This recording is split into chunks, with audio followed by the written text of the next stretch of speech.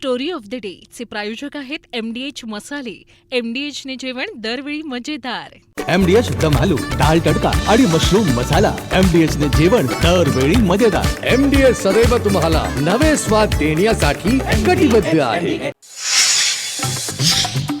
शरद पवारांची राष्ट्रवादी एनडीए सोबत जाण्याच्या चर्चा. जयंत पाटील, विनोद तावडे यांच्यात बैठकीत पवारांच्या राष्ट्रवादीची भूमिका जाणून घेतल्याची सूत्रांची माहिती.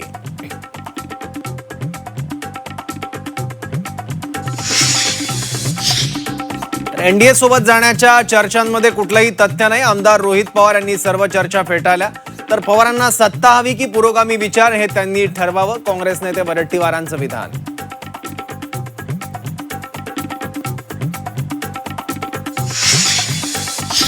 कबुतरांमुळे माझ्या आईचा मृत्यू, आमदार राम कदमांचा सभागृहात दावा. तर मृतांचा पुरावा सादर करा, निलेश चंद्रमुनी यांचं राम कदमांना आव्हान.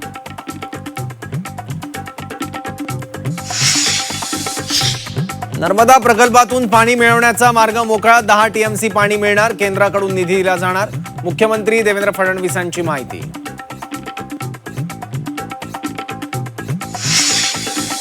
सिया चेतननं लग्न केलं होतं का, पोलिसांना संशय. झी 24 तासला सूत्रांची माहिती. 4 महिन्यांपूर्वीच लग्न उरकल्याचा संशय. सिया चेतनच्या प्लॅनिंगची धक्कादायक माहिती. हत्येसाठी वेबसिरीज, पॉडकास्टची मदत. दोघांचं संभाषण चॅटिंग मधून उघड. देशभरातील खुनांच्या घटनांचाही अभ्यास केल्याचं समोर. लाडकी बहीण योजनेची रक्कम वाढत्या महागाईनुसार वाढवा, पंतप्रधान आर्थिक सल्लागार समितीची शिफारस. योजनेचं मूल्यमापन करून बदल करण्याच्याही सूचना. नंदुरबारमधील आदिवासी विद्यार्थ्यांची हेळसांड. 10 ते 12 वर्षांपासून कुक्कुटपालनाच्या शेडमध्ये वसतिगृह. आदिवासी विकास विभागाचा कारभारावर सवाल.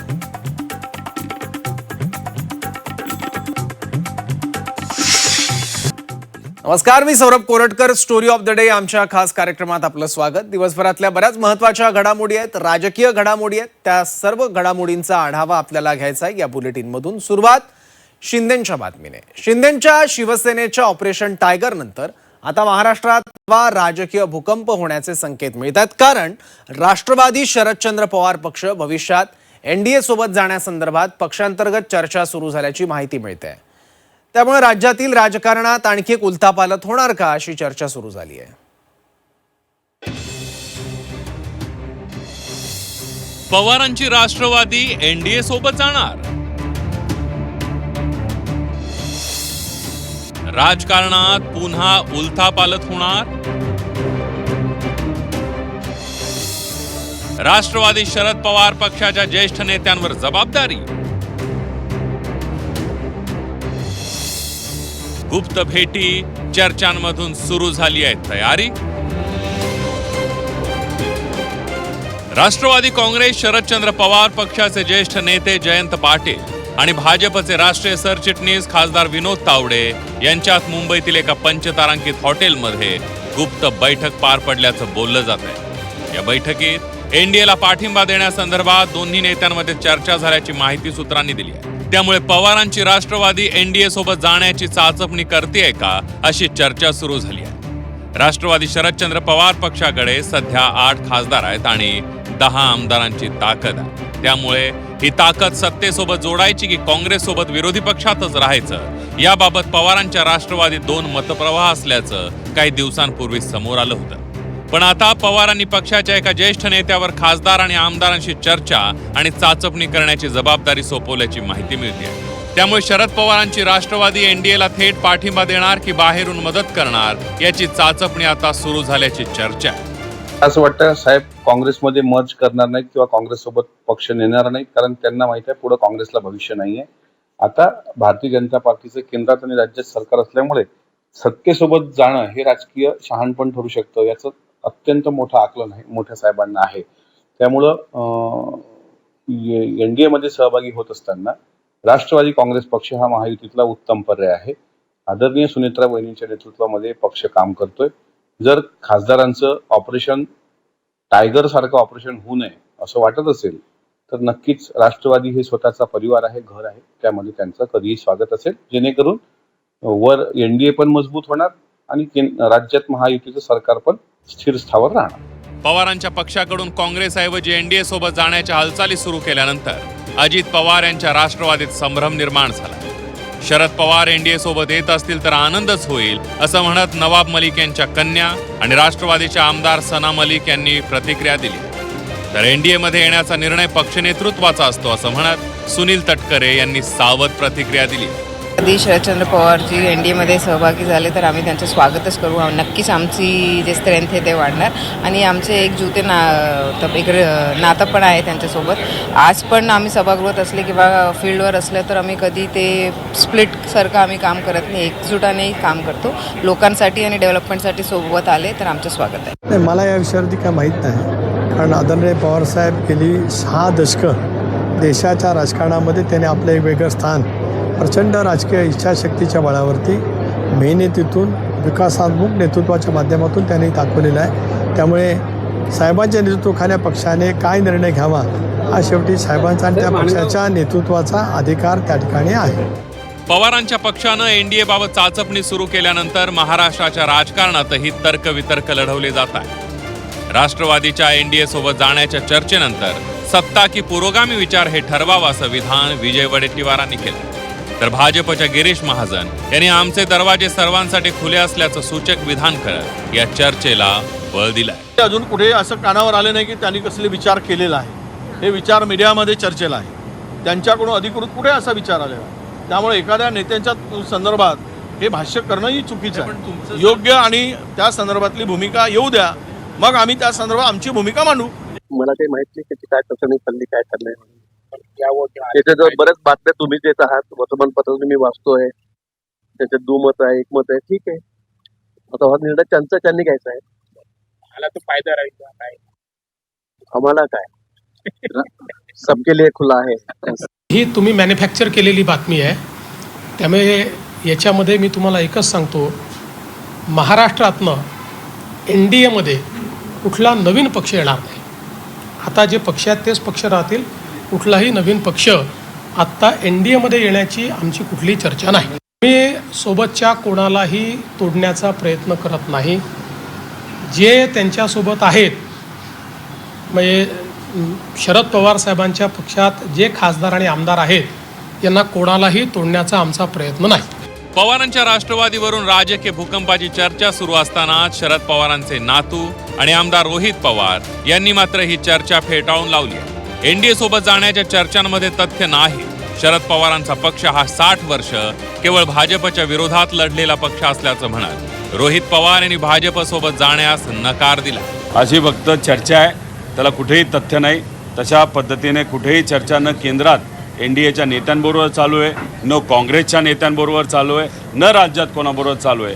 आज आम्ही सर्वजण एक विरोधातला पक्ष म्हणून, पुरोगामी विचाराचा पक्ष म्हणून, शिवशाहू फुले आंबेडकरांचा विचाराचा पक्ष म्हणून आणि पवारसाहेबांच्या मार्गदर्शनाखाली 60 वर्ष भाजपच्या आणि भाजपच्या विचाराच्या विरोधात लढलेला एक पक्ष म्हणून आज फक्त सामान्य लोकांची, महाराष्ट्र धर्माची भूमिका तिथं मांडत आहोत. मागच्या आठवड्यातच पवारांचे खासदार डॉक्टर अमोल कोल्हे यांनी भाजपची ऑफर आल्यास विचार करू असं म्हणत खळबळ उडवून दिली होती. पण यावरून वाद निर्माण झाल्यानंतर त्यांनी काहीशी माघार घेतली होती. पण आता पवारांच्या पक्षाच्या हालचाली पाहता अमोल कोल्हे यांच्या त्या विधानाचा अर्थ आता स्पष्ट होताना दिसतोय. दोन्ही पक्षात सुरू झालेली चर्चा पाहता पवारांची राष्ट्रवादी काय भूमिका घेते, पवार एनडीएला थेट पाठिंबा देणार की बाहेरून मदत करणार, याकडे राज्यासह देशाचंही लक्ष लागलं. ब्युरो रिपोर्ट, झी 24 तास. मुंबईतील कबूतरखान्यांचा प्रश्न पुन्हा पेटण्याची शक्यता आहे, कारण भाजपचे आमदार राम कदम यांनी कबुतरांमुळे झालेल्या आजारामुळे त्यांच्या आईचं निधन झाल्याचा दावा केला. कबूतरखाने थेट नॅशनल पार्कमध्ये हलवण्याची मागणी राम कदमांनी केल्यामुळे पुन्हा एकदा कबुतरांच्या प्रश्नावरून राजकारण पेटण्याची शक्यता आहे. पाहूयात.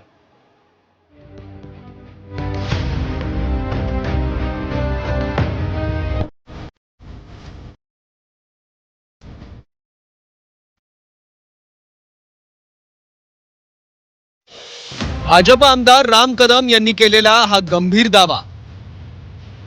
कबूतरखान्याविरोधातला वाद काहीसा शांत झाला असताना राम कदमांनी थेट विधानसभेत कबूतरखान्याचा मुद्दा उपस्थित करत कबुतरांमुळे आपली आई वारल्याचा दावा केला.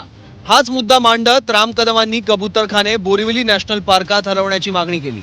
राम कदमांनी कबुतरांमुळे फुफ्फुसाचा आजार होत असल्याचं सांगत याच ILD आजारामुळे आईचा मृत्यू झाल्याचं सांगितलं. यावेळी कबुतरखान्यांविरोधात बोलताना राम कदम चांगलेच आक्रमक झाले होते. तिकडे जर रिलोकेशन केलं तर मुंबईमध्ये राहणारे 1.5 कोटी लोक आहेत. त्या 1.5 कोटी लोकांमध्ये अनेकांच्या आयांना, अनेकांच्या वडिलांना हा ILD झाला. तुमच्याकडे जो उपाय नसेल, माणूस जर तडफडून मरणार असेल तर आपण असं का नाही करत? राम कदमची आई देवाघरी गेली, पुण्यात्मा होती ती. अनेकांचं भलं तिच्यामुळे माझ्या हातून घडलं, तिच्या आशीर्वादामुळे घडलं. आणि तिच्याच आशीर्वादामुळे या सभागृहानं एक तज्ज्ञांची समिती नेमावी की नेमकं या कबुतरांच्या बाबतीमध्ये आपल्याला काय सकारात्मक भूमिका घेता येईल आणि त्या भूमिकेमुळे इथून पुढचे होणारे मृत्यू कसे टाळता येतील. राम कदमांच्या मागणीनंतर विधानसभा अध्यक्षांनी सुद्धा याबाबत सरकारला उपाययोजना करण्याच्या सूचना दिल्या आहेत. राम कदम साहेबांनी इकडे अत्यंत मानवी जीवनात आजार घडू नये म्हणून महत्त्वाची माहिती सभागृहासमोर मांडलेली आहे.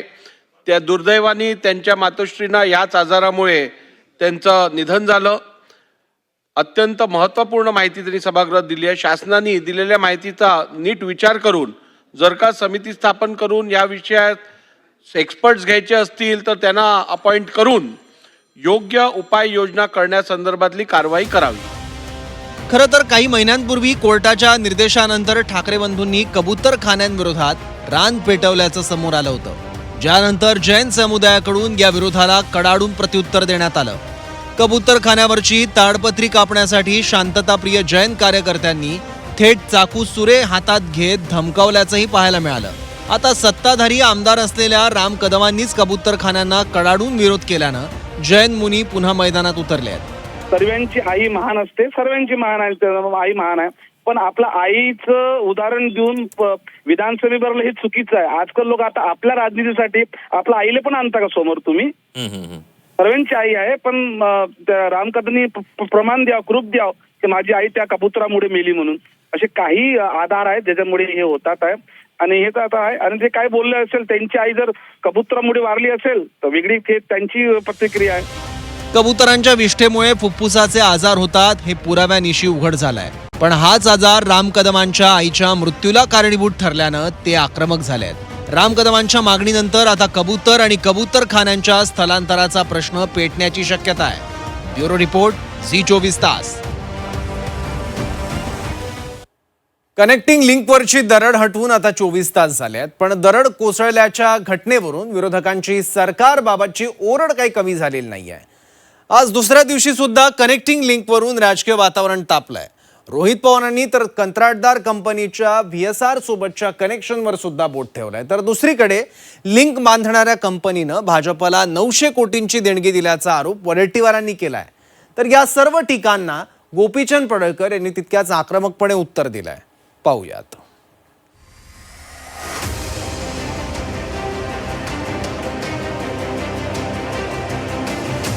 कनेक्टिंग लिंकवर दरड कोसळल्यानंतर काल दिवसभर विरोधकांनी सरकारवर टीकेची झोड उठवली. त्याला मुख्यमंत्र्यांनीही प्रत्युत्तर दिलं. रात्री कनेक्टिंग लिंक सुरू झाली. रात्री दरड हटवल्यानंतर कनेक्टिंग लिंक सुरू झाली. पण विरोधकांनी आज सुद्धा यावरून सरकारवर टीका केली आहे. काँग्रेसच्या सतेज पाटलांनी तांत्रिक बाबींवर प्रश्न उपस्थित केले आहेत. प्रकल्प उभारताना पर्यावरणीय परिणामांचा अभ्यास केला होता का असं म्हणत त्यांनी टीका केली आहे. तर संजय राऊतांनीही यावरून मुख्यमंत्री उपमुख्यमंत्र्यांवर निशाणा साधला. तर मनसेच्या अविनाश जाधवांनीही श्रेय घेता तर मग जबाबदारी देखील घ्या असं म्हटलंय. मिसिंग लिंक कोसळताना जगानं पाहिजे. त्यांचं काम सगळं जागतिक स्तरावर असतं. 6 देशांनी त्याच्यामध्ये सहभाग घेतला ना, असं आपले इन्फ्रामॅन म्हणत होते. 6 देश, 6 प्रमुख देश, त्यात कॅनडाचं पण नाव त्यांनी घेतलं मला वाटतं. त्यांच्या सहकार्यातून जो मिसिंग लिंक तयार झाला आणि त्या मिसिंग लिंकवरून स्वतः इन्फ्रामॅन आणि त्यांचे डेप्युटी इन्फ्रामॅन स्वतः वाहन चालवत फिरत होते. काय झालं शेवटी, कसं कोसळताना आम्ही पाहिलंय ते. एन्व्हायरमेंट इम्पॅक्ट असेसमेंट जो झाला त्यामध्ये दरड कोसळण्यासंदर्भातल्या उपाययोजना केल्या होत्या का? कारण की आता DPR ते मिळत नाही. टेंडर झालं होतं ते टेंडर या ठिकाणी उपलब्ध नाही आहे आणि म्हणून सरकारनं घाई गडबडीनं हा प्रोजेक्ट या ठिकाणी केला असं आमचं मत आहे. थोडा शांतपणे तो करायला पाहिजे होता. सरकारचं क्रेडिट घेण्यामध्ये जास्त लक्ष आहे, दर्जामध्ये जास्त लक्ष नाही. आता मुंबई गोवा हायवेची आपण परिस्थिती बघतो गेले अनेक वर्ष आणि त्यामुळे फक्त क्रेडिट वॉर चालू आहे. त्या ठिकाणी विकासाची वॉर चालू नाही, क्रेडिट वॉर फक्त सरकारमध्ये चालू आहे. या वेळेला तुम्ही एखाद्या गोष्टीचं श्रेय देता. मिसिंग लिंक ज्यावेळेला बनवलं त्यावेळेला जे आता एक भाषण मुख्यमंत्र्यांचं व्हायरल होतं आणि त्यामध्ये ते म्हणाले होते की 250 किलोमीटरच्या वेगाने जरी वारे आली तरी त्या मिसिंग लिंकला काय होणार नाही. पण सुरुवातीच्या पहिल्या पावसातच मिसिंग लिंकची जी परिस्थिती आहे ती संपूर्ण देशाने पाहिलेली आहे. अख्खा देश त्या प्रोजेक्टच्या बाबतीमध्ये सरकारला प्रश्न विचारतोय. तर दुसरीकडे ज्या कंपनीने कनेक्टिंग लिंकचं काम केलं त्या कंत्राटदाराने भाजपला 900 कोटींचे इलेक्टोरल बॉन्ड्स दिल्याचा दावा विजय वडेट्टीवारांनी केलाय. मिसिंग लिंक सुरू करताना एवढी घाई का केली सरकारने? उद्घाटनाची लवकर सुरू करायची, फटाफट काम आटोपा, ही घाई आणि प्रेशर जो होता हा सरकारचा होता हे मान्य केलं पाहिजे.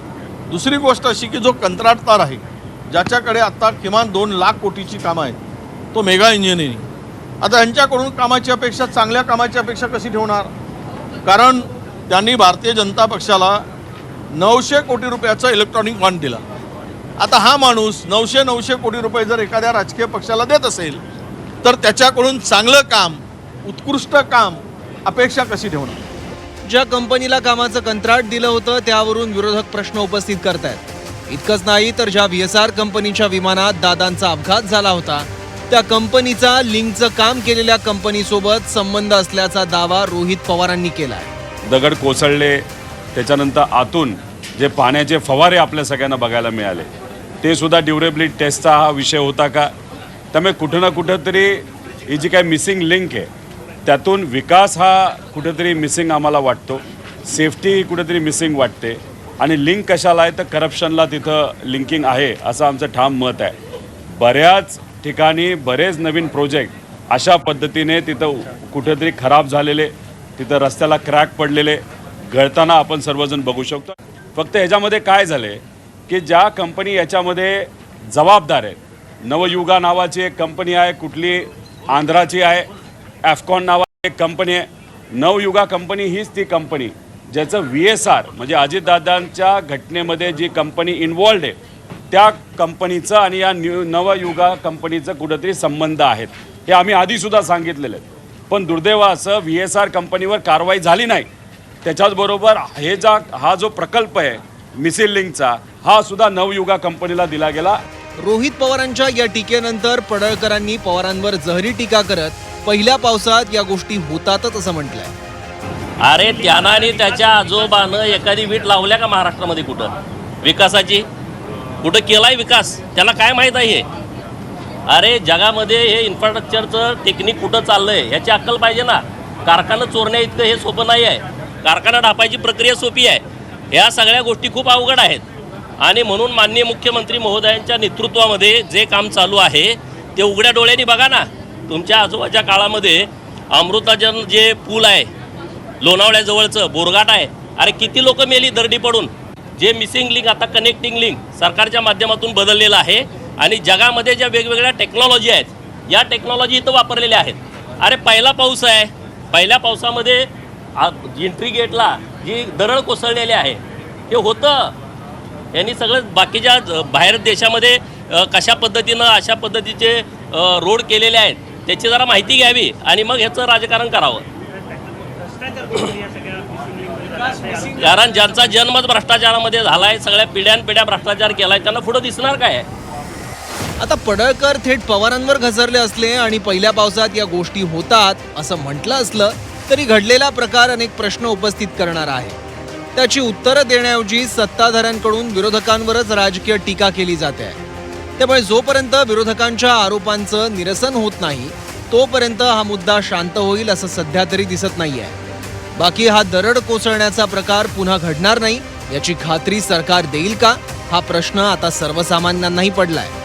ब्युरो रिपोर्ट, झी 24 तास, मुंबई. नंदुरबार जिल्ह्यातल्या नवापुरात आदिवासी विकास विभागाचा कारभार चव्हाट्यावर आलाय. आदिवासी विद्यार्थ्यांना वसतिगृहाच्या नावाखाली थेट पोल्ट्री फार्मच्या शेडमध्ये ठेवलं जात असल्याचं उघड झालं. गेल्या कित्येक वर्षांपासून मुलं या खुराड्यात राहत आहेत. विशेष म्हणजे लोकप्रतिनिधींच्या मालकीच्या या पडक्या इमारतीला वसतिगृहाचं भाडं म्हणून दरमहा 2 लाखाचं भाडं सुद्धा दिलं जात असल्याचा आरोप केला जातोय.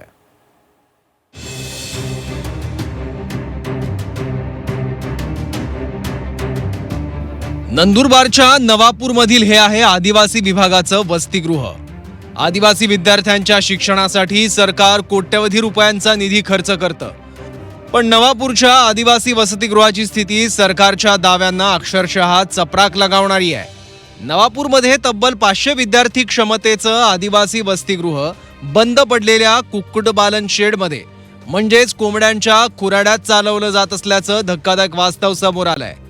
विद्यार्थ्यांना स्वच्छ निवास, सुरक्षित वातावरण आणि मूलभूत सुविधा देण्याऐवजी त्यांना अस्वच्छ, धोकादायक आणि मोडकळीस आलेल्या इमारतीत राहण्यास भाग पाडलं जात आहे. वसतिगृहातील खोल्यांमध्ये अस्वच्छतेचं साम्राज्य असून दुमजली पलंग, गाद्या आणि स्वच्छतागृहांची अवस्था अत्यंत दयनीय बनली आहे. खिडक्या, दरवाजे आणि पत्र्यांच्या झडपा मोडकळीस आल्यानं पावसाचं पाणी व कडाक्याची थंडी थेट खोल्यांमध्ये शिरते. विद्युत यंत्रणा जुनी झाली असून उखडलेल्या फरशा, उघडा सेफ्टी टँक आणि इतर भौतिक त्रुटींमुळे विद्यार्थ्यांच्या जीवितालाही धोका निर्माण झालाय. धक्कादायक बाब म्हणजे या मोडकळीस आलेल्या इमारतीसाठी आदिवासी विकास विभागाकडून दरमहा जवळपास 2 लाख रुपये भाडं दिलं जात असल्याचा आरोप केला जातोय.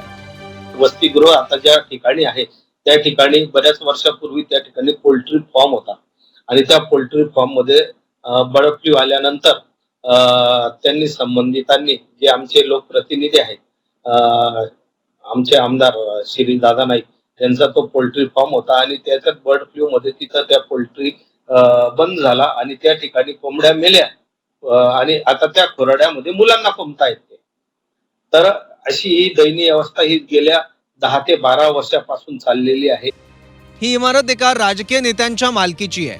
इमारतीच्या दुरुस्तीसाठी विभागानं वारंवार पत्रव्यवहार करून सुद्धा कोणतीही कार्यवाही झाली नसल्याचा दावा आदिवासी विकास विभागाकडून केला जातोय. इमारत रिकामी करण्याची मागणी होत असल्यानं पर्यायी जागा नसल्यानं हतबल असल्याचं आदिवासी प्रकल्प कार्यालय सांगतं. पण आदिवासी विकास विभागाच्या वतीनं विद्यार्थ्यांना जे पलंग, गाद्या आणि अन्य सुविधा पुरवल्या जातात त्यांचीही अवस्था या कोंबड्यांच्या खुराड्यासारखीच दयनीय आहे. या संपूर्ण प्रकरणावर राष्ट्रवादी काँग्रेसचे स्थानिक नेते भरत गावितांनी गंभीर प्रश्न उपस्थित करत न्यायालयात दाद मागत चौकशीचा इशारा दिलाय. शेतीच्या जागेवर वसतिगृहात भौतिक सुविधा नसताना अशा प्रकारचा करार झाला कसा याचीही चौकशी व्हावी अशी मागणी त्यांनी केली आहे. आणि आज जर माझ्या मुलांना त्रास होत आहे तर मी एरिसर त्यांच्या विरोधात कोर्टामध्ये गेलेलो आहे आणि येत्या काही दिवसामध्ये माननीय न्यायालयामार्फत उच्च न्यायालयामार्फत त्यांची सगळी चौकशी होणार आहे आणि जे दोषी आहेत त्यांच्यावर 100% कार्यवाही होणार आहे. कारण हा दोघांचा महसूल विभागाचा पण याच्यामध्ये सहभाग येतो, आदिवासी विभागाचा पण सहभाग येतो आणि आमचे लोकप्रतिनिधी, आमचे तर आमदार आहेत, ते आमचे आमदार असून जर आमच्या तालुक्यामध्ये ते जर नॉन ऍग्रिकल्चर जागेवर नॉन ऍग्रिकल्चर भाडं घेत आहेत. दरम्यान आदिवासी विकास विभागाचे प्रकल्प अधिकारी चंद्रकांत पवार यांनी वसतिगृहातील असुविधांना दुजोरा देत दुरुस्तीसाठी अनेक वेळा पत्रव्यवहार केल्याचं सांगितलं. पर्यायी जागेचा शोध सुरू असून कायमस्वरूपी नवीन वसतिगृह उभारण्यासाठी जिल्हाधिकारी कार्यालयाकडे पाठपुरावा सुरू असल्याचंही त्यांनी सांगितलं. संबंधित घरमालकाला आम्ही वारंवार सूचना दिलेल्या आहेत, लेखी पत्र दिलेले आहेत. वसतिगृहाची दुरुस्ती करण्याविषयी त्यांना वारंवार गृहपाल स्तरावरून आणि प्रकल्प स्तरावरून पत्रव्यवहार केलेला आहे. तसेच आम्ही पर्यायी जागा देखील शोधत आहोत. सदर वसतिगृह 500 विद्यार्थी क्षमतेचं असल्यामुळे एवढी मोठी जागा नवापूरमध्ये सद्यस्थितीमध्ये प्रयत्न करून देखील मिळत नसल्यामुळे आम्ही स्वतःच्या जागेसाठी देखील शासनाकडे पाठपुरावा करत आहोत. विशेष म्हणजे या इमारतीच्या कराराचं 2 वर्षांपासून नूतनीकरणच झालेलं नाहीये. त्यामुळे 2 वर्षांपासून भाडंच दिलं नसल्याने इमारत मालक काय सुविधा देणार हा प्रश्नच आहे. त्यामुळे विद्यार्थ्यांच्या या परिस्थितीला आदिवासी विकास विभागही तितकाच जबाबदार असल्याचं सांगितलं जात आहे. या वसतिगृह इमारतीचे मालक असलेल्या आमदार शिरीष नाईक आणि राज्याचे आदिवासी विकास मंत्र्यांना जेव्हा याबाबत विचारणा केली तेव्हा त्यांनी काय उत्तर दिलं तुम्हीच ऐका. आम्ही फक्त बिल्डिंग देण्याएवढं जबाबदार असतो. इतर अदरवाईज तुमच्या गादे असतील, पलंग असतील, इतर काही तिथं साफसफाई असेल, हे आदिवासी विभागाच्या कर्मचाऱ्यांनी करून घ्यायचं असतं. आणि 2024 नंतर करार संपल्यानंतर हा पुढे विद्यार्थी तिथे ठेवावे नाही ठेवावे हे आदिवासी विभागाचं काम आहे. आणि कोणी विरोधक आमचं सांगत असतील तर आम्ही त्यांना आवाहन करतो की नवापूर शहरामध्ये त्यांनी एखादी इमारत विद्यार्थ्यांच्या सोयीसाठी निवास व्यवस्थेसाठी इमारत उपलब्ध करून द्यावी. उन्हाळी सुट्टीनंतर आता यंदाचं शैक्षणिक वर्ष सुरू झालंय. आतापर्यंत सुमारे 100 विद्यार्थ्यांनी या वसतिगृहात प्रवेशासाठी अर्ज केले आहेत. मात्र कुक्कुटपालनाच्या शेडमधील या वसतिगृहाची अवस्था पाहता विद्यार्थ्यांचं संपूर्ण शैक्षणिक वर्षही अशाच असुरक्षित आणि अमानवी परिस्थितीत जाणार का, असा प्रश्न उपस्थित होतोय. त्यामुळे आता तरी आदिवासी विकास विभागाला जाग येते का हे बघावं लागेल.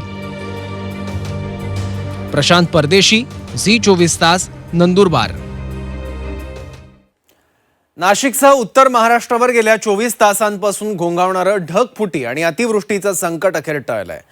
पालघरमध्ये तब्बल 450 मिलीमीटर पाऊस पडलेला आहे आणि पावसाचा तीव्र भोवरा म्हणजेच व्होर्टेक्स नाशिक आणि त्र्यंबकेश्वरच्या दिशेनं येत असल्यानं यंत्रणा हाय अलर्टवर होती. मात्र सुदैवानं हा भोवरा ऐनवेळी गुजरात आणि अहिल्यानगरच्या अकोले परिसराकडे सरकला. बघूयात आता नेमकी काय स्थिती आहे. हवामान विभागाच्या इशाऱ्यानं अख्खा नाशिक जिल्हा प्रशासन सोमवारी रात्रीपासून अलर्ट मोडवर आलं होतं. त्र्यंबकेश्वर, इगतपुरी, पेठ, दिंडोरी आणि नाशिक तालुक्यात ढगफुटी सदृश्य पावसाचा अंदाज वर्तवण्यात आला होता. मुख्यमंत्री देवेंद्र फडणवीस यांच्या निर्देशानंतर थेट SDRFची टीमही नाशिकमध्ये दाखल झाली होती. नाशिक शहरातील शाळा महाविद्यालयांना सुट्ट्या जाहीर करण्यात आल्या. आठवडी बाजार आणि त्र्यंबकेश्वर सप्तशृंगी मंदिर दर्शनासाठी बंद ठेवण्यात आलं. मात्र सॅटेलाइट इमेजनुसार नाशिककरांसाठी दिलासादायक बातमी आली. पालघरमध्ये धुमाकूळ घालणारा पावसाचा मुख्य भोवरा नाशिकऐवजी गुजरातच्या सुरत आणि दक्षिण दिशेला अकोल्याकडे सरकला, ज्यामुळे नाशिकवरील ढगफुटीचं मोठं संकट टळलंय. पट्टा तयार झालेला होता कमी दाबाचा, तो थोडा गुजरात साईडने गेला किंवा पालघर साईडने तो थोडा निघून गेला. त्यामुळे अतिशय म्हणजे भयंकर परिस्थिती होणार मी असं म्हणतात. 300 mm पाऊस थोड्या वेळामध्ये हे काय फार आपल्याला परवडणारं नव्हतं आणि म्हणून आता ती परिस्थिती निवळलेली आहे. आता पालघरकडे आणि गुजरातच्या भागामध्ये हा पट्टा सरकल्यामुळे तिथे परिस्थिती पालघरला खूप पाऊस सुरू आहे. तिथल्या जिल्हाधिकारी संपर्कात आहे. ढगफुटी झाली नसली तरी मंगळवार रात्रीपासूनच त्र्यंबकेश्वर आणि सप्तशृंगी देवीचं मंदिर बंद ठेवण्यात आलं होतं. त्यामुळे आधीच नियोजन करून येणाऱ्या देशभरातील भाविकांना या बंदचा मनस्ताप सहन करावा लागला. माता का दर्शन किए, वहाँ पे भी अलर्ट हो गया कि 2 दिन बंद रहेगा, तो हम लोग को पता चल गया. दर्शन करके हम लोग चले आए लोग. हम लोग को यहाँ का कुछ पता नहीं था, इसलिए हम लोग सुबह उठे हैं लोग 4 बजे. बोले थे लोग कि 9 बजे तक दर्शन होगा, पहला आरती होगा, उसके बाद से मंदिर बंद होगा. तो फिर बोले लोग आए हैं लोग 4 बजे, इसलिए जल्दी जल्दी हम लोग नहा धोवा के आए लोग पूजा पाठ के लिए, लेकिन खोल ही नहीं रहे लोग दरवाजा. 5 बजे 4:30 बजे से लाइन में लग गए, लेकिन लाइन भी लगा नहीं, बस 5-6 लोग ही थे लोग. उसके बाद मंदिर प्रशासन से भी रिक्वेस्ट किया, बोला कि भाई हम लोग को दर्शन दे दीजिए, लेकिन उन्होंने बोला कि नहीं, कोई ऐसा कुछ नहीं होगा, बिल्कुल कोई 50 लोग हो या 100 लोग हो, कोई दिक्कत नहीं है, हम लोग खोलेंगे नहीं गेट. संकट टळलं असलं तरी मुसळधार पावसामुळे काही भागात मोठं नुकसान झालंय. मुंबई नाशिक महामार्गावरील जुन्या कसारा घाटात मुसळधार पावसानं दरड कोसळली.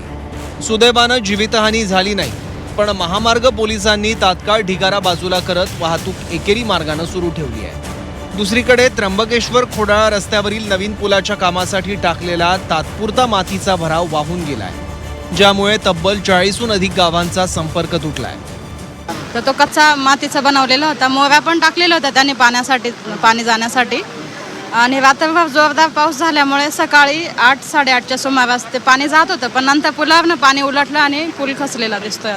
आता काय हे पर्याय, आता हा पूर्ण किती गावांचा संपर्क सध्या तुटला आहे? हा साधारण 40 ते 50 गावांचा संपर्क तुटलेला आहे त्र्यंबकेश्वर तालुक्यापासून पालघर जिल्ह्यापर्यंत. नाशिकवरील ढगफुटीचं मळभ आता विरलं असलं तरी घाटमाथ्यावरील पाऊस अद्याप कायम आहे. प्रशासनानं नागरिकांना अजूनही विनाकारण घराबाहेर न पडण्याचं आणि धबधबे गडकिल्ल्यांवर न जाण्याचं आवाहन केलंय. त्यामुळे घाबरू नका, पण सतर्क रहा, हाच संदेश सध्या नाशिककरांना दिला जातोय. योगेश खरे, झी24 तास, नाशिक. आळंदीमध्ये इंद्रायणी नदीच्या पाण्याच्या पातळीत किंचित घट झाली असली तरी आळंदीमधील पूल अजूनही पाण्याखाली आहेत. पावसाचा जोर कमी झाला असला तरी देवस्थान समितीकडून मर्यादित उपस्थितीत पालखी प्रस्थान सोहळा करण्याचा अंतिम निर्णय घेण्यात आलाय. त्यामुळे ज्ञानोबांच्या पालखीचा प्रस्थान सोहळ्याचा कार्यक्रम कसा असेल जाणून घेऊयात. संतश्रेष्ठ ज्ञानेश्वर महाराजांच्या पालखी प्रस्थानावेळी इंद्रायणीचा घाट वारकऱ्यांनी गजबजून गेलेला असतो. दरवर्षी पवित्र इंद्रायणी नदीत स्नान करून वारकरी माऊलींचं दर्शन घेत प्रस्थान सोहळ्यात सहभागी होतात. पण यंदा मात्र चित्र वेगळंच आहे. इंद्रायणी नदीवरील घाट असा पाण्याखाली गेलाय. परिणामी इंद्रायणीवरील पूल अजूनही पाण्याखालीच आहेत. त्याचमुळे यंदा ज्ञानेश्वर महाराजांची पालखी मर्यादित वारकरी मान्यवरांच्या उपस्थितीत प्रस्थान ठेवणार आहे. असं असलं तरी सर्व परंपरांचं पालन करत प्रस्थान सोहळा उद्या पार पडणार आहे. चारही पूल हे बंद करण्यात आलेले आहे. त्यामुळं मर्यादित वारकऱ्यांच्या सह आम्ही हा सोहळा पार करण्याचा प्रयत्न करतोय. ज्या काही मानाच्या श्रींच्या रथाच्या पुढच्या 27 दिंड्या आणि श्रींच्या रथांच्या पाठीमागच्या 20 दिंड्या व पोट दिंड्या अशा 56 दिंड्यांचे प्रत्येकी 10 प्रतिनिधी, त्याचप्रमाणे मानकरी, प्रतिष्ठित व्यक्ती, खांदेकरी अशा जे काही आहेत त्यांच्या समवेत जवळजवळ 1660 लोकांच्या समवेत हा प्रस्थान सोहळा आम्ही उद्या पार पाडणार आहोत. 4:15 काकडा आरती होईल. त्याच्यानंतर 4:15 ते 5:30 साधारणपणे पावमान अभिषेक, पंचामृत पूजा, दुधारती वगैरे तो सगळा होतील. त्यानंतर साधारण 2 वाजता किंवा 2 ते 2:30च्या दरम्यान आपण प्रस्थान सोहळ्यासाठी ज्या 47 दिंड्या आहेत त्यांना आत घ्यायला आपण सुरुवात करणार आहोत. 3 वाजता प्रस्थान सोहळ्याला सुरुवात होईल. नंतर श्री गुरु हैबत बाबा यांच्यातर्फे श्रींची आरती होईल. संस्थांतर्फे आरती होईल. प्रमुख जे कोण मानकरी आहेत त्यांना नारळ प्रसाद देण्यात येईल. इंद्रायणी नदीला आलेल्या पुराच्या पार्श्वभूमीवर वारकऱ्यांची सुरक्षा महत्त्वाची आहे. त्या दृष्टीनं पिंपरी चिंचवड पोलीस आयुक्तांनी नदीच्या परिस्थितीचा आढावा घेतला. त्यांनीही वारकऱ्यांना आळंदीमध्ये येऊ नये असं आवाहन केलंय. आपले संत ज्ञानेश्वर महाराज संस्थान तसेच पोलीस आणि प्रशासनच्या वतीने मी सर्व वारकरी बंधू यांना असं आवाहन करेन की त्यांनी कृपया करून आळंदीत येऊ नये. तिथे सुरक्षित स्थानात ते आहेत तिथे ते थांबावे आणि पुढे पुणे किंवा त्याच्या पुढे पालखीचे मार्गवर सुरक्षित स्थानी ते पालखी जॉईन करावे. आळंदीमध्ये काही वारकऱ्यांना येणं शक्य नसलं तरी काही वारकरी मात्र आळंदीमध्ये दाखल झालेत. या वारकऱ्यांनीही सरकार, देवस्थान समिती आणि पोलिसांनी केलेलं आवाहन योग्य असल्याची भावना व्यक्त केली आहे. बाकीच्या वारकऱ्यांना पुण्यामध्येच यायचं म्हणजे या वर्षी नाही येता येणार. इथं खूप पाणी आहे, पाणी जास्त वाढलंय, पाऊस पण येतोय. तुम्ही काय सांगाल? पाणी कमी झालं तर येऊ शकते. पाण्याची शक्यता वाढल्यामुळे बाकीचे वारकरी येऊ नाही शकत ना. त्यांना काय आवाहन कराल? काय योग्य आहे सरकारचा निर्णय? डायरेक्ट पुण्यामध्ये जाते. माऊलींचं दर्शन घ्यावं आणि लाडक्या विठुरायाच्या ओढीनं वारीत सहभागी व्हावं अशी भाबड्या वारकऱ्यांची अपेक्षा असते. यंदा मात्र निसर्गानं त्यात विघ्न आणलंय. पण या विघ्नामागेही माऊली आणि विठूच्या मनात वारकऱ्यांसाठी काही चांगलंच असणार हेही तेवढंच खरं. आळंदीमध्ये पावसाचा जोर कमी झाला असला तरी इंद्रायणी नदीवरील पूल जे आहेत ते अजूनही पाण्याखाली आहेत. त्यामुळं प्रस्थानासाठी आळंदीकडे येणाऱ्या वारकऱ्यांनी आळंदीमध्ये येऊ नये ही जी राज्य सरकार आणि मंदिर प्रशासनाची भूमिका आहे ती योग्यच आहे. त्यामुळे वारकऱ्यांनी आपल्या जीवाचा धोका न पत्करता आळंदीच्या ठिकाणाला सोडून जिथं पुढं पुण्याचा मुक्काम असेल किंवा त्याच्या पुढचा मुक्काम असेल त्याच ठिकाणी थांबणं गरजेचं आहे. कैलासपुरी, झी मीडिया, आळंदी, पुणे. केतन अग्रवाल हत्या प्रकरणात सध्या पोलीस तपास करतायत. मात्र यात आता पोलिसांना वेगळा संशय येतोय. सिया गोयल आणि चेतन चौधरी यांनी 4 महिन्यांपूर्वी गुपचूप विवाह केल्याचा पोलिसांना संशय आहे. तसंच केतनच्या हत्येसाठी या दोघांनी वेबसिरीज, पॉडकास्ट आणि देशभरातल्या गाजलेल्या हत्या प्रकरणांची माहिती घेतली होती असं तपासातून समोर येत आहे. पाहूयात.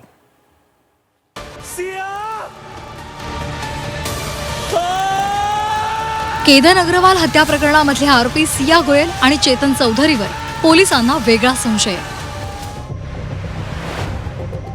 या दोघांच्या मोबाईलमधले गेल्या 6 ते 7 महिन्यांमधले चॅट्स, कॉल रेकॉर्ड्स आणि डिजिटल पुराव्यांची सखोल तपासणी केली जाते. या तपासामध्ये काही गंभीर बाबी समोर आल्या. केतन हत्या प्रकरणात पोलिसांनी सिया आणि चेतनचे चॅट्स आणि कॉल रेकॉर्ड्स तपासले.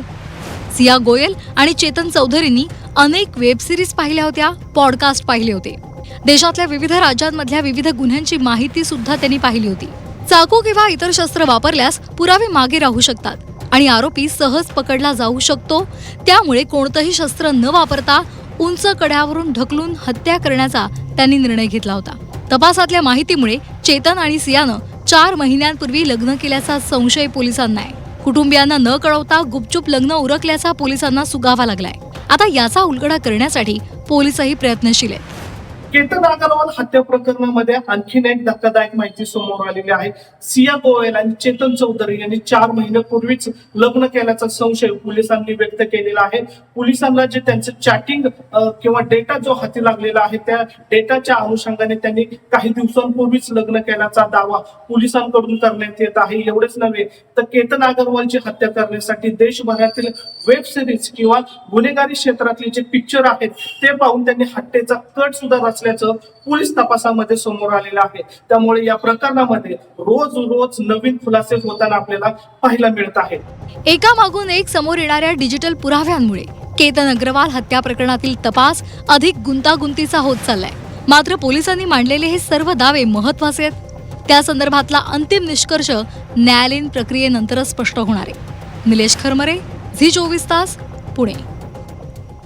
आता लाडक्या बहिणींसाठी आनंदाची बातमी आहे, कारण लाडकी बहीण योजनेच्या रकमेत वाढ होण्याची शक्यता आहे. पंतप्रधान आर्थिक सल्लागार समितीनं लाडक्या बहिणींच्या रकमेत वाढ करण्याची शिफारस केली आहे. लाडकी बहीण योजनेची रक्कम महागाईनुसार वाढवा अशा सूचना करण्यात आल्या. त्यामुळे आता आगामी काळात लाडक्या बहिणींना रकमेत वाढ मिळण्याची आनंदाची बातमी कधीही मिळू शकते. जसजशी महागाई वाढते तसतशी या रकमेत सुद्धा वाढ केली जावी अशा सूचना त्यांनी प्रत्येक राज्यांना केलेल्या आहेत. महागाईच्या प्रमाणामध्ये हे लाडक्या बहिणींचे पैसे वाढवावेत.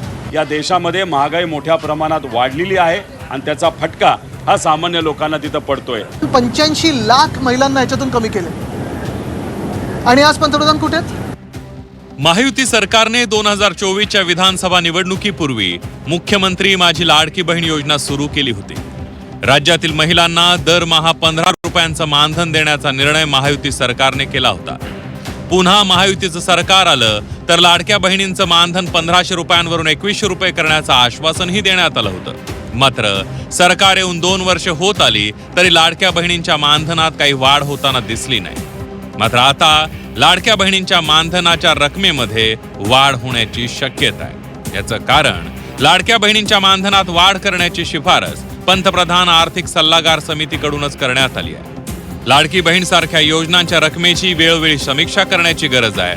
महागाई वाढल्यानं आणि कुटुंबाच्या खर्चात झालेल्या बदलामुळे गरज पडल्यास ती रक्कम वाढवली पाहिजे असं पंतप्रधानांच्या आर्थिक सल्लागार समितीकडून सुचवण्यात आलंय.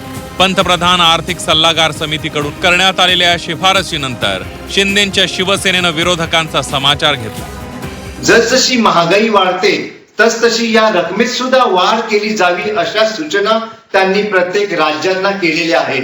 याचा अर्थ काय होतो तर या योजनांमुळे गेल्या 2.5-3 वर्षांमध्ये संपूर्ण जवळजवळ 15 पेक्षा जास्त राज्यांतील 12 कोटींपेक्षा जास्त महिलांना आणि त्यांच्या परिवारांना फायदा होत आहे. तेव्हा विरोधकांसाठी आता हा चांगला धडा आहे. विरोधकांनी आता यापुढे अशा योजनांची बदनामी ही थांबवली पाहिजे आणि सरकारच्या या योजनांना पाठिंबा दिला पाहिजे, त्यांचं समर्थन केलं पाहिजे. खोट्या अफवेंनी बदनाम सरकारला जे काही करायचं कित्येक वर्ष सुरू होतं ते आता थांबविलं पाहिजे. तर पंतप्रधानांच्या आर्थिक सल्लागार समितीनं केलेली ही शिफारस अतिशय महत्वाची आहे. राज्याचे मुख्यमंत्री आणि उपमुख्यमंत्री ही शिफारस स्वीकारून लाडक्या बहिणींच्या मानधनात वाढ करतील असा विश्वास शिंदेंच्या शिवसेनेच्या आमदार नीलम गोऱ्हे यांनी व्यक्त केला. महागाईच्या प्रमाणामध्ये हे लाडक्या बहिणींचे पैसे वाढवावेत अशी केंद्र सरकारच्या या अभ्यास कमिटीने जी सुधारणा केलेली आहे, सूचना केलेली आहे ती अतिशय महत्त्वाची आहे. कारण अनेक बघतोय आपण डिझेल, पेट्रोल भाववाढ भाजी डाळ सगळ्या गोष्टींची झालेली आहे आणि मला वाटतं की सन्माननीय देवेंद्रजी फडणवीस, सन्माननीय एकनाथजी शिंदे, सन्माननीय सुनेत्राताई पवार हे नक्की ही शिफारस स्वीकारतील. तर या शिफारसीवरून पवारांच्या राष्ट्रवादीचे आमदार रोहित पवार यांनी देशातील वाढत्या महागाईवर बोट ठेवत केंद्रावर निशाणा साधलाय.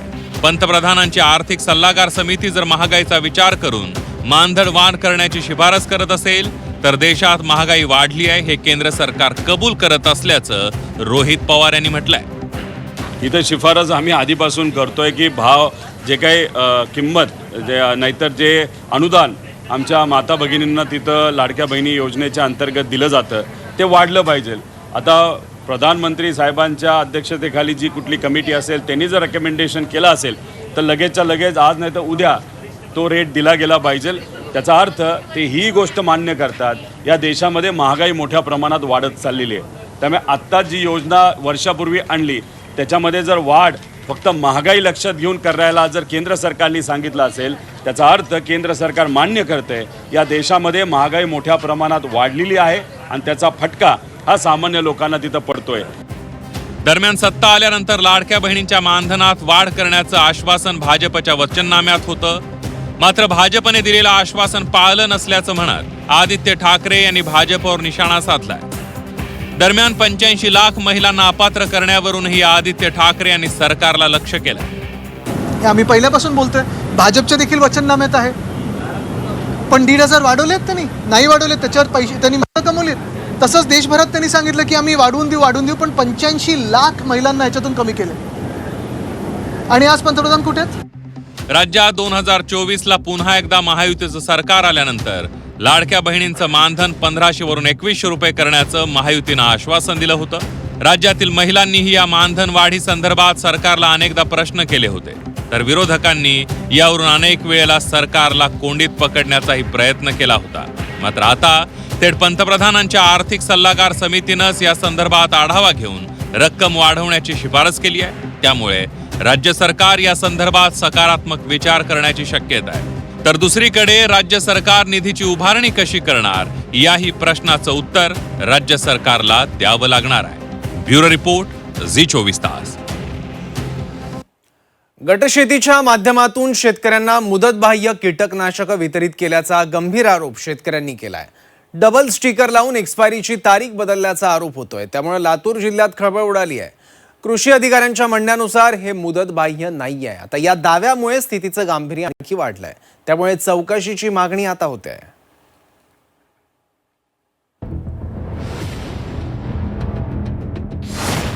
शेतकऱ्यांना पिकासाठी मुदतबाह्य कीटकनाशक, बॉटलच्या एक्सपायरीवर नव्या तारखेचं स्टिकर, औषधं चांगलीच असल्याचा कृषी खात्याचा दावा. लातूर जिल्ह्यातील विविध शेतकरी गटांना काही कृषी औषधांचं वाटप करण्यात आलं होतं. पण वितरित केलेली ही कीटकनाशकं मुदतबाह्य असल्याचं समोर आलंय. औषधांच्या बाटलीवर जिथे तारखेचं स्टिकर असतं त्यावर नवं स्टिकर लावून शेतकऱ्यांची फसवणूक करण्यात आल्याचा आरोप होतोय. या औषधांसाठी आधी ऑनलाईन अर्ज करावा लागतो. त्यानंतर लॉटरी पद्धतीनं पात्र गटांची निवड होते आणि त्यांना बियाणं तसंच शेती औषधांचं वाटप केलं जातं. एकट्या औसा तालुक्यातच 28 शेतकरी गट आहेत. या गटांनाही संबंधित औषधांचा पुरवठा झाल्याची माहिती समोर येते आहे. त्यामुळे या औषधांचा वापर केलेल्या शेतकऱ्यांमध्ये मोठा संभ्रम निर्माण झालाय. त्यांना एक बॅग आणि त्या बॅग सोबत एक औषधाची बाटली अशी देण्यात आली आहे. पण ते पेरताना ते औषध लावायचं असते त्या सोयाबीनला. ते औषध लावताना काही शेतकरी, माझ्या शेजारीच्या शेतकऱ्यांनी सांगितले की बाबा ते औषध लावू नकोस, त्या औषधाचा घाण वास येत आहे. मग त्यानंतर मी चेक केलो, ते औषध घेतलो, पेराला काल आलो होतो शेताकडे, तर त्यावरती नवीन स्टिकर लावायला दिसलं आणि त्या स्टिकरवर 2026 ही डेट आहे, मॅन्युफॅक्चरिंग डेट. तर स्टिकर जर काढलं तर मूळ स्टिकरवर जे आहे ते 2025 डेट आहे. तर हे औषध एक्सपायर झालं, त्यामुळे त्याचा घाण वास येत आहे. आणि याबाबत शासनाने चौकशी करून जो अधिकारी यामध्ये सापडेल त्या योग्य ती कारवाई करावी. शेतकरी आधीच आसमानी सुलतानी संकटांचा सामना करत मातीत घट्ट पाय रोवून उभा आहे. कधी दुष्काळ, कधी अतिवृष्टी, कधी मालाला भाव नाही, या अडचणी आहेत. आता त्यात मुदतबाह्य औषधं देऊन शेतकऱ्यांच्या भविष्याशी खेळलं जात आहे का? आणि जर तसं असेल तर हे करणारे अधिकारी नेमके कोण आहेत, हा प्रश्न आता विचारला जातोय. या प्रकारानंतर कृषी अधिकाऱ्यांना माहिती दिली तर त्यांनी मात्र औषधं चांगलीच असल्याचा दावा केल्याचं शेतकऱ्यांचं म्हणणं आहे. 8 दिवसाखाली औषधांनी बॅग सोयाबीनची दिलेली आहे शेतकऱ्यांना सर्व. आणि मी या संदर्भात काल शेतकरी आपले तालुका कृषी अधिकारी हाके सर यांना फोन केला होता. त्यांनी असं सांगण्यात आले की त्यांनी म्हणले तक्रार लेखी करा आपण इथं ऑफिसला येऊन. त्यांना सांगितलं की असाची पद्धत आहे सर, असं झालेलं आहे. तर ते म्हणले असं नाही होत, ते चांगलं औषध आहे. G24च्या बातमीनंतर कृषी विभागाकडं एक पत्रक जे आहे ते आता जारी करण्यात आलेलं आहे. यामध्ये त्या पत्रामध्ये लिहिलंय की हे जे औषध आहे मुदतबाह्य झालेलं नाही, त्यामुळे हे औषध शेतकऱ्यांनी वापरावं असं आवाहन केलंय. मात्र मुदतबाह्य स्टिकर त्याच्यावर असल्यामुळे शेतकऱ्यामध्ये जे आहे ते आता संभ्रमाचं वातावरण निर्माण झालेलं आहे. त्यामुळे शेतकरी म्हणतात की याची चौकशी करा आणि योग्य ती जी आहे ते कारवाई करण्याची मागणी आता शेतकऱ्यांनी केली आहे. त्यामुळे आता सरकार याकडे कसं पाहतं, कृषी मंत्री याकडे लक्ष देतात का, याची चौकशी होती का, हे सुद्धा पाहणं गरजेचं आहे. वैभव बालकुंदे, जी मीडिया, लातूर. अकोला पोलिसांची एक थक्क करणारी कामगिरी समोर आली आहे. पत्नीचा खून करून तब्बल 35 वर्ष फरार असलेला आरोपी अखेर खदान पोलिसांच्या जाळ्यात अडकलाय. पोलिसांनी या आरोपीला नेमकं कसं पकडलंय, त्याच्यापर्यंत पोलीस कसे पोहोचले, जाणून घेऊयात या रिपोर्टमधून. गुन्हेगार कितीही हुशार असला आणि त्याने स्वतःला कायद्यापासून कितीही लांब ठेवलं तरी एक ना एक दिवस तो पोलिसांच्या जाळ्यात अडकतोच. असाच काहीसा प्रत्यय अकोल्यात आलाय. 1991 मध्ये घडलेल्या एका थरारक खुनाचा उलगडा करण्यात पोलिसांना तब्बल 35 वर्षानंतर यश आलं. तो आरोपी आम्हाला आमच्या टीमने अत्यंत शिताफीने त्याला अटक केलेली आहे. जवळपास 35 वर्षाच्या नंतर सदर आरोपी अटक झालेला आहे. 29 मार्च 1991 रोजी अकोल्यातील गौतम नगर भागात एकनाथ सत्यमान गायकवाड यांनी आपली पत्नी चित्रलेखा गायकवाड याची निर्घुण हत्या केली होती. याच हत्येनंतर नराधम एकनाथ पोलिसांच्या हातावर तुरी देऊन फरार झाला. पोलिसांनी संपूर्ण महाराष्ट्र पिंजून काढला. अकोला न्यायालयानं त्याच्या विरुद्ध स्टँडिंग वॉरंट जारी केलं. पण नाव आणि ओळख बदलून लपलेला हा आरोपी गेली 35 वर्ष पोलिसांना हुलकावणी देत राहिला. 1991 या साली आरोपी नामे एकनाथ गायकवाड यांनी स्वतःच्याच पत्नीचा खून केल्याचा गुन्हा सिव्हिल लाईन पोलीस स्टेशन त्या ठिकाणी असताना दाखल झाला होता. त्यानंतर सिव्हिल लाईनचा भाग होऊन खदान मध्ये नवीन पोलीस स्टेशन सुरू झालं आणि तेव्हापासून तो आरोपी फरार होता. पण म्हणतात ना, पापाचा घडा एक ना एक दिवस भरतो. फरार असलेला एकनाथ अकोल्यात आपली जुनी मालमत्ता विकण्यासाठी येणार असल्याची पक्की आणि गोपनीय माहिती खदान पोलिसांना मिळाली. पोलिसांनी वेळ न घालवता जुन्या आरटीओ परिसरात सापळा रचला आणि आरोपी अकोल्यात पाऊल ठेवतात त्याच्या मुसक्या आवळल्या. 35 वर्षानंतर मिळालेल्या यश अकोला पोलिसांच्या तपास कौशल्याचं सर्वत्र कौतुक होत आहे. जयेश जागड, झी 24 तास, अकोला.